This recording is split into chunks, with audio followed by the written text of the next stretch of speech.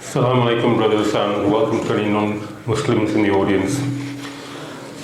I was talking to a brother recently, and he told me an interesting fact. Have you heard of the story about Guy Fawkes? Brothers, he was responsible for trying to attempt to blow up Parliament. His name wasn't really Guy Fawkes. His name was Guy Farouk, and he was actually a Muslim. And he was trying to bomb Parliament. Actually, brothers, I just made that up. But the society that we're living in today, people will believe anything that's told to them about Muslims. When I was at work a few years ago, there was an earthquake near Manchester, and they tried to blame Osama bin Laden and the Muslims for the earthquake. And the reason why I mention these stories, they may sound ridiculous, but when I was a non-Muslim, my knowledge of Islam was zero, yet I thought I knew everything about Islam. I was brought up with a silver spoon in my mouth. My parents, my father's a doctor. I was brought up in a middle-class family. I went to the best school that money could buy. I went to university. Didn't have anything to worry about. And all of the people that my parents knew, they were all doctors, so I thought that every brown face was a doctor. And I was brought up in Liverpool, where there was very few brown faces at that time. And the school I went to, there was hardly anyone who wasn't white. And that was the environment that I was brought up in. Some people might call me coconut, which was, I was brown on the outside, but my behaviour was very Western in its outlook. But that's just a brief kind of introduction to my background. If I can tell you a bit more, my family are originally from India, and we're from a community of tribes. I mean, my parents, they tried to bring us up in a kind of a Hindu upbringing, but we're actually from a tribal community, and we are probably the lowest of the low amongst the Indian caste system. And the caste system in India, if some of you know, is inherently based on caste, class, and also colour as well. And it's a very kind of archaic system. Even though it was outlawed by the Indian government, it's still very prevalent within society today. And when you see the discrimination amongst some of the communities, whether it's in India or what I'm going to touch on also is the discrimination that we see within the UK today, is something which was part and parcel of what was in my blood. Believe it or not, brothers, I was quite racist when I was a non-Muslim, because you think that you're better than other people because of the colour of your skin or because of your background. And we used to, forgive me, brothers who are sitting either side, we used to call English people gore, we used to black people kale, we used to call Chinese people whatever, and there was this was something which was quite funny for us. We used to think, it's just a bit of harmless fun. And yet it was a symptom of prejudices and racism. And I was also being brought up at a time when the National Front were quite popular. They don't really exist as much today. What we see now is the BNP and the English Defence League. But at the time, during the 70s and 80s, the National Front were quite a strong force against the immigrant community. And I thought that this is something what we just have to accept, that people are different and that we'll always have racism within society, and we just have to live with that. And I started my legal career a few years ago at Leeds University, and I started specialising in discrimination law. And what I found was that even though they've introduced legislation for over 3 decades to try and prevent racial discrimination. Discrimination is still rampant within society today, and that's what makes lawyers rich. They deal with discrimination claims. So you'll never be out of a job if you're dealing with discrimination claims, because discrimination happens up and down the country, from the public sector to the private sector, and it's something which hasn't been eradicated despite the laws that have been introduced within society. And this is the point I want to make, brothers, is that first of all, the concept of somebody being better than somebody else because of the colour of their skin. When I took the Shahada, this was many years ago, 1993 I think it was, when I was at Leeds University. I was in the room with a Bengali, an Indian, and with a brother from Pakistan as well. And when I took the Shahada, before that they were good friends of mine. But once I took the Shahada, they became my brothers in Islam immediately. And as I started learning more about Islam, I realized that as human beings, we have to accept that we've been given the colour of our skin by Allah subhanahu wa ta'ala. So why is it that we feel arrogant and pride because of the colour of our skin? And I also realised that there were Muslims who were not just brown-skinned Pakistanis or Arabs. There were Muslims all over the world, from the blonde, blue-eyed to the dark-coloured Africans, and there were Muslims living all over the world, places I'd never even heard of, Uzbekistan and all of these countries within the Caucasus. I'd never even heard of places, and yet when I took the Shahada, they became my brothers in Islam. And that Shahada makes the roots of discrimination completely uprooted, because you are a brother with everybody else. And I'll touch upon the Islamic verses also, which confirms that.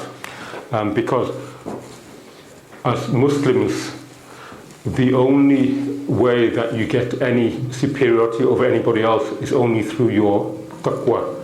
Not because of the colour of your skin, not because of how much money you have, or the school or university you went to and what degrees that you've got. No, we're all equal in the eyes of Allah subhanahu wa ta'ala, except by taqwa. And I think the other thing I wanted to touch upon was the problems that we're seeing within Western societies and the discrimination that's happening, more so because of the recession that we're facing and the migrant community. And people are saying that the problems that we're facing, let's blame it on all the immigrants. Send them all back home. It's their fault that we're in a recession. Are you telling me that there wasn't any problems before all the immigrants came to this country? It's all nonsense that the problems of this recession and all of the problems of crime are caused by the immigrants within the society. But unfortunately, what it says is that we're not able to deal with this problem of migration. We're not able to deal with the problem of diverse communities, because the secular system is something which is based on a very un-Islamic view that you are free to do whatever you want and behave almost however you want. And I don't know whether brothers are aware, but in the American Constitution, as part of the glossy talk about freedom of this, freedom of that, there was a phrase in there which said that black people were only 3/5 human. Can you believe that, brothers? This is supposed to be called, one of the best countries, most civilized countries in the world, and yet it didn't even recognise a black person as being fully human. Yes, they've tried to kind of gloss over that. It has been changed now, but that's what the basis for the American Constitution was. So why is it any surprise that the black people in America were treated so badly, and they had to fight for their rights under the civil rights movements? And I'd like to mention, because you're all familiar with Malcolm X, And he was one of the greatest advocates for the fair treatment of the blacks within America. And we know that even though he was initially with the Nation of Islam, he did, upon going to Hajj, realize that this form of racism, black supremacy, was something which was not part of Islam. And he wrote a letter when he went to Hajj. And in this letter he said, there were tens of thousands of pilgrims from all over the world. They were of all colours, from blue-eyed blonde to black-skinned Africans. But we were all participating in the same ritual, displaying a spirit of unity and brotherhood that my experiences in America had led me to believe never could exist between the white and the non-white. And he goes on to say that you may be shocked by these words coming from me, but on this pilgrimage, what I've experienced and seen has forced me to rearrange much of my thought patterns previously held and to toss aside some of my previous convictions. And this is something which is not often quoted in Malcolm X's speech. He said, I've always been a man who tries to face facts and to accept the reality of life as new experiences and new knowledge unfolds. I've always kept an open mind, which is necessary to the flexibility that must go hand in hand with every form of intelligent search for truth. So if you have an open mind and you're searching for truth, and if Allah guides you, then you will come to the deen of Islam. And he was a very intelligent man, Malcolm X, and he realized that this form of superiority of a black over a white or a white over a black was something that just didn't make sense. And that was reinforced when he went to Hajj, and also from the Islamic text from the Quran and the Sunnah. And he said that during the past 11 days in the Muslim world, I've eaten from the same plate, drunk from the same glass, and slept on the same rug whilst praying to the same God with fellow Muslims, who is something that he'd never experienced in his upbringing within America. And he said that the deeds of the white Muslims, I felt the same sincerity that I felt amongst the black African Muslims of Nigeria, Sudan and Ghana. So that's one very practical example of somebody who, with an open mind, was able to eliminate his racist ideas. And I don't know if you know, brothers, but there's somebody called Geert Wilders, who's part of a racist party in the Netherlands.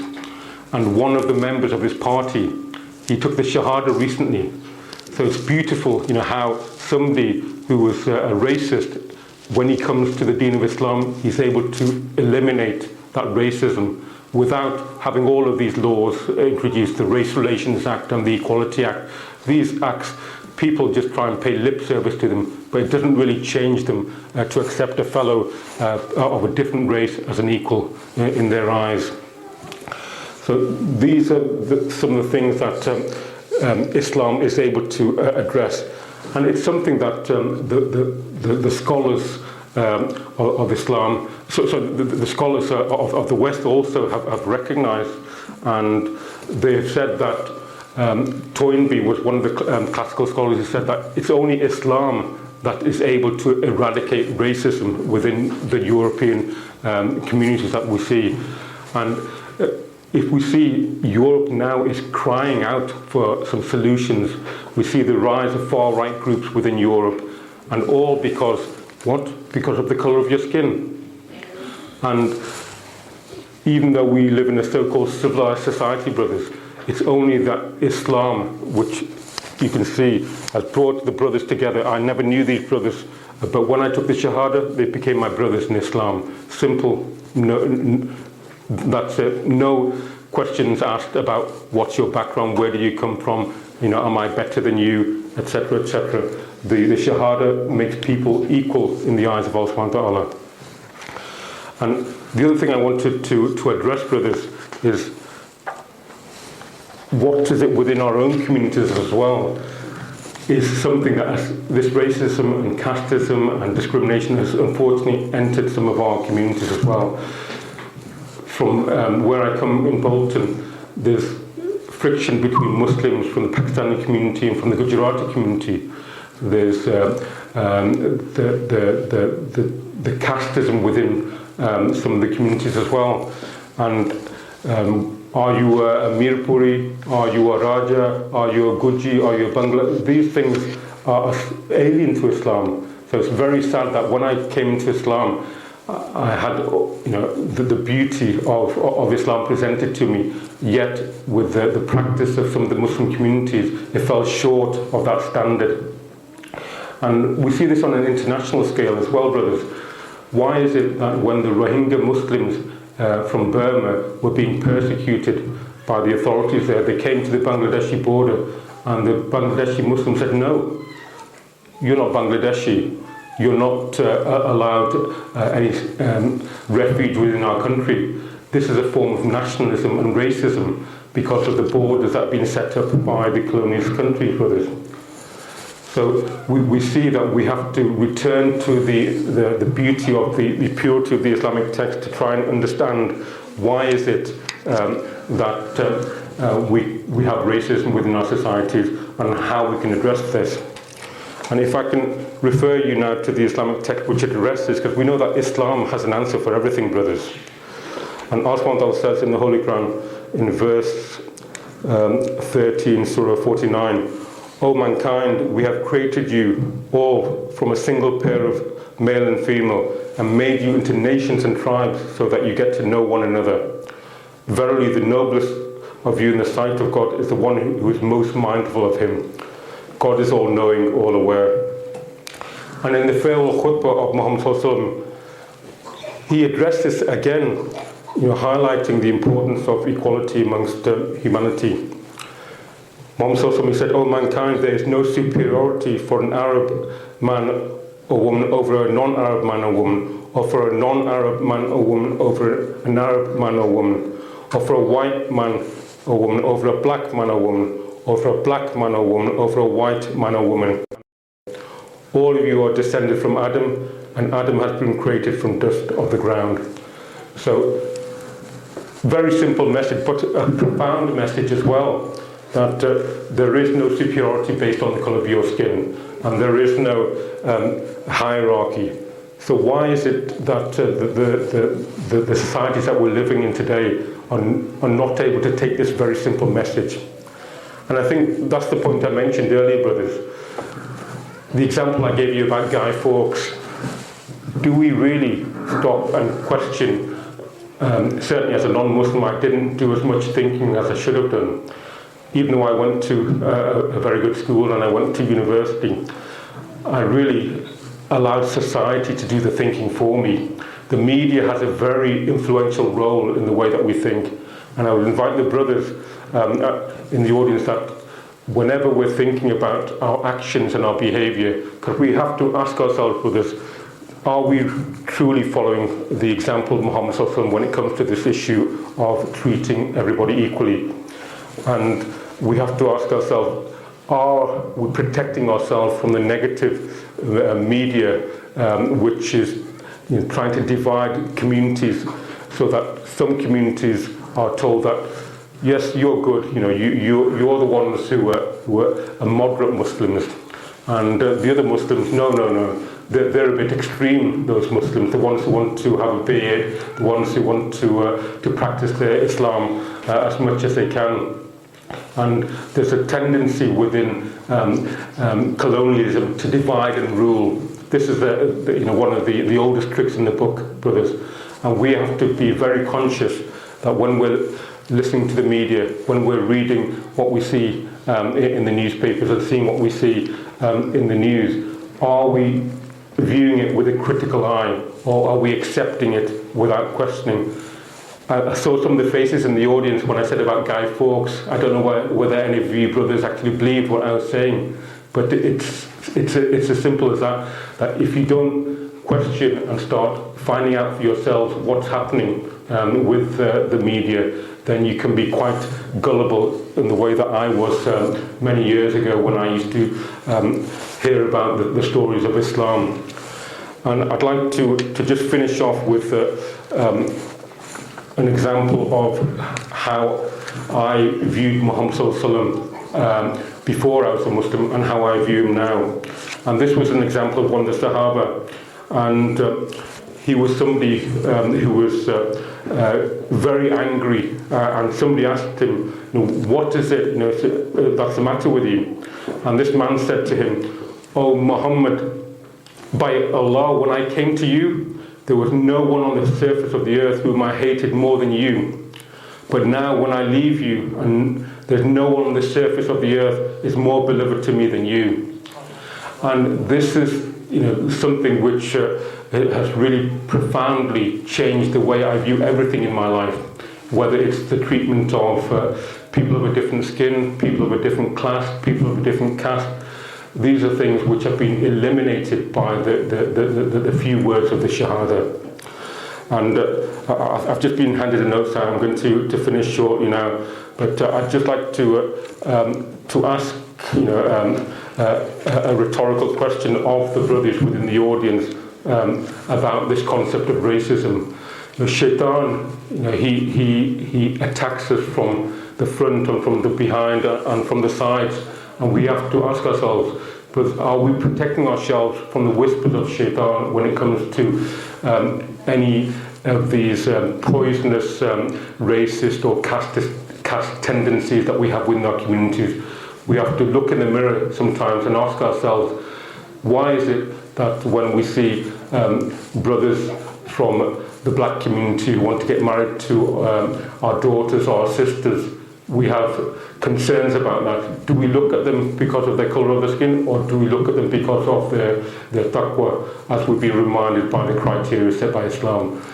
When people come from a different caste or a different country, do we ask them, which caste are you from? Or do we ask them, how is your taqwa, how is your obedience to Islam? So, may Allah subhanahu wa ta'ala remove any of these un-Islamic influences within us and allow us to have the pure understanding of Islam, and to, inshallah, do the critical thinking when it comes to looking what we read about within the media. My story is quite a protracted story, and like the brother mentioned, I would have never have thought in a million years that I would have taken the Shahada. It came through similar critical thinking that the brother mentioned as well. But alhamdulillah, as well as myself becoming a Muslim, my brother, who's in the audience today, who's from Bradford, he took the Shahada as well a few years later. And also his family as well, alhamdulillah, they're Muslims as well. And I'd ask the brothers in the audience also to make dua for my parents, inshallah, that they will see the light of Islam and be guided by Allah subhanahu wa ta'ala. So if brothers want to be bored by my story in detail about how I became a Muslim, then you're welcome to ask me afterwards. And I'll finish with a final joke. When I was at the university, when I was taking my conversion course, I was converting from a science degree to a law degree. And I came home and I told my parents that I've got some good news and some bad news for you. And the good news is, I passed my law exams, and they were very pleased. And then I said the bad news is that I've become a Muslim. Well, the bad news for them was that I'd become a Muslim, and their faces dropped. And I had converted in the sense twice, because I'd converted from science degree to a law degree, and I'd also converted from being a non-Muslim to a Muslim. Okay, Jazakallah for your interest with us. I'll pass you on to